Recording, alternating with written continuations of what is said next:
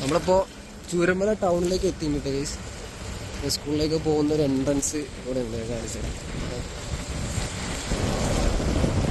ഇതാണ് സ്കൂളിലേക്ക് പോകുന്ന എൻട്രൻസ്. നമ്മൾ കുഞ്ഞാഞ്ഞ ബസ് കിട്ടാം. ഈ ബസ്സിലാണ് ആദ്യം നമ്മൾ സ്കൂളിലേക്ക് വന്നുകൊണ്ടിരുന്നത്. ഇതാണ് ചൂരമല ടൗൺ. ഞാനേ നമ്മുടെ സ്കൂളിന്റെ ഒരു ടോപ്പ് വ്യൂവിൽ വന്ന് നിൽക്കുകയാണ്. അപ്പോൾ ജസ്റ്റ് നിങ്ങൾക്കായിട്ടൊന്ന് കാണിച്ചു തരാം.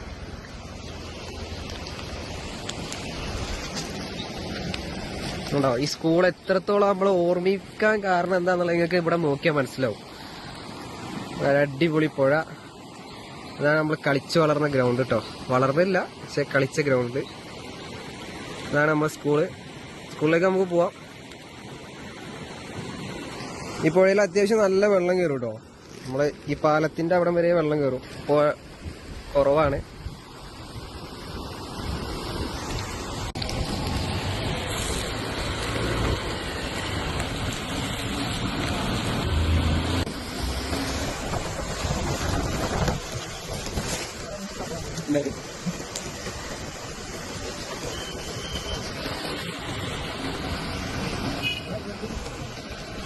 പണ്ടത്തെ സ്റ്റാഫ് റൂം ഉണ്ടാവും. ഇവിടെ നിന്നിട്ടാണ് നമ്മളെ സ്കൂൾ ലീഡർമാരൊക്കെ പ്രതിജ്ഞയൊക്കെ ചൊല്ലുന്നത്, പ്രയറൊക്കെ ചൊല്ലുന്നത്. വേറെ സ്ഥലം ഞങ്ങളപ്പോ അവിടെ ഇരുന്നു. എന്താ വൈബിലേ, എന്താ PT നമുക്ക് കിട്ടുന്നത് വളരെ അപൂർവമായിട്ടാണ്. അപ്പോൾ ആ സമയത്ത് കിട്ടിയ സമയത്ത് ഞാൻ ഭയങ്കരമായിട്ട് സന്തോഷിച്ചിട്ട് ഫസ്റ്റ് ക്ലാസ്സിൽ ഇറങ്ങി ഓടി ഉണ്ടായിരുന്നു ഈ ഗ്രൗണ്ടിലൂടെ. ഞാൻ പറഞ്ഞു ഈ സ്കൂളിൽ ഒരുപാട് മറക്കാൻ പറ്റാത്ത ഓർമ്മകളുണ്ടെങ്കിൽ ഇന്നും എനിക്ക് മറക്കാൻ പറ്റാത്ത വലിയൊരു ഓർമ്മകളാണ്. മോനെ വാട്ടെ വൈബ്. ഇത്ര കാലം കളിച്ച ഗ്രൗണ്ട് അല്ലേ. സ്കൂള്, ഗ്രൗണ്ട്, പുഴ. പുഴ കാണിച്ചു തരാം. വാ കമോൺ.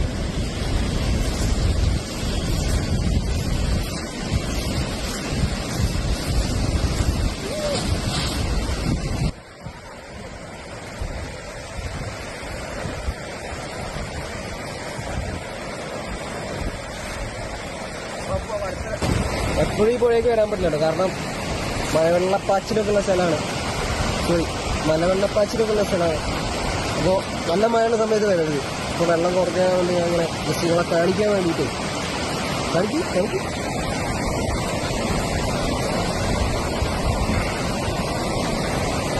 നമ്മളെ ഞാനൊക്കെ 7, 8, 9 പഠിക്കുന്ന സമയത്തില്ല. നമ്മളെ വൈക്കം മുഹമ്മദ് ബഷീറിന്റെ കഥകളില്ലേ, വൈക്കം മുഹമ്മദ് ബഷീറിന്റെ കഥകള്, അതുപോലെ കുറെ സാഹിത്യ കഥകള്, അതൊക്കെ ഞങ്ങളെ സാറ് ഇവിടെ വന്നിട്ടാണ്, ഇവിടെ ഇരുത്തിട്ടാണ് ഞങ്ങൾക്ക് വായിച്ച് കേൾപ്പിച്ചത്. അതിത്ര വെള്ളമൊന്നുമില്ല. വേനൽക്കാല സമയത്ത് ഡേഞ്ചർ അല്ലാത്ത സാഹചര്യത്തിൽ ഇവിടെ ഞങ്ങൾ വന്നിരുന്ന് അപ്പോൾ വൈബുണ്ടല്ലോ. ആ കഥകൾ കേൾക്കുമ്പോൾ നമ്മുടെ മനസ്സിലുണ്ടല്ലോ. ശരിക്കും നമ്മൾ അങ്ങനെ കേട്ടോ പഠിക്കേണ്ടത്. നമ്മൾ അങ്ങനെ പഠിച്ചാല് അല്ലെങ്കിൽ അങ്ങനെ ഒരു ഒറ്റ വട്ടം ആ കഥ വായിച്ചാൽ മതി. നമ്മുടെ മനസ്സിൽ എനിക്കൊക്കെ എപ്പോഴും ആ കഥ മനസ്സിലുണ്ട്. പുഴ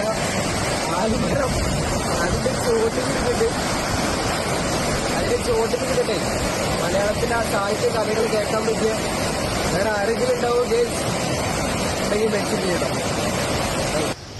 ഞാൻ നേരത്തെ കാണിച്ച കഞ്ഞിപ്പുരല്ലേ, കഞ്ഞിപ്പുരന്ന് ഫുഡ് വാങ്ങി നമ്മൾ ഇവിടെ കഞ്ഞിയല്ലല്ലോ, ചോറും സംഭവങ്ങളൊക്കെ വാങ്ങിയിട്ട് ഞങ്ങളിവിടെ വന്നിട്ട് ഇവിടെ അല്ല കേട്ടോ, ഇവിടെ വന്നിട്ട് ഞങ്ങള് ഇരുന്ന് കഴിക്കും. ഫ്രണ്ട്സ് എല്ലാരും കൂടി നല്ല രസമുള്ള കുറെ മൂമെന്റ്സ് ആയിരുന്നു. മിസ്സിങ്.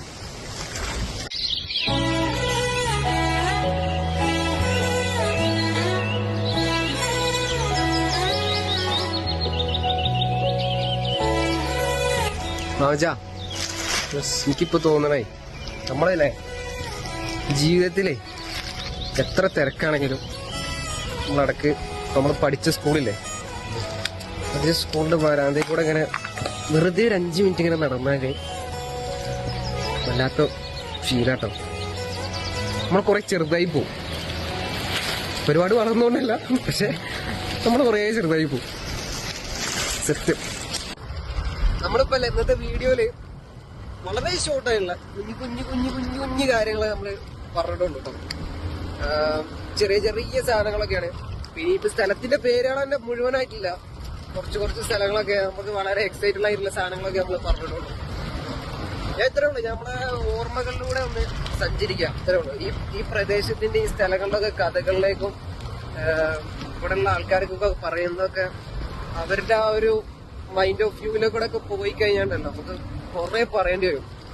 ഈ എപ്പിസോഡ് അങ്ങനെ നീണ്ടു പോയുള്ളൂ.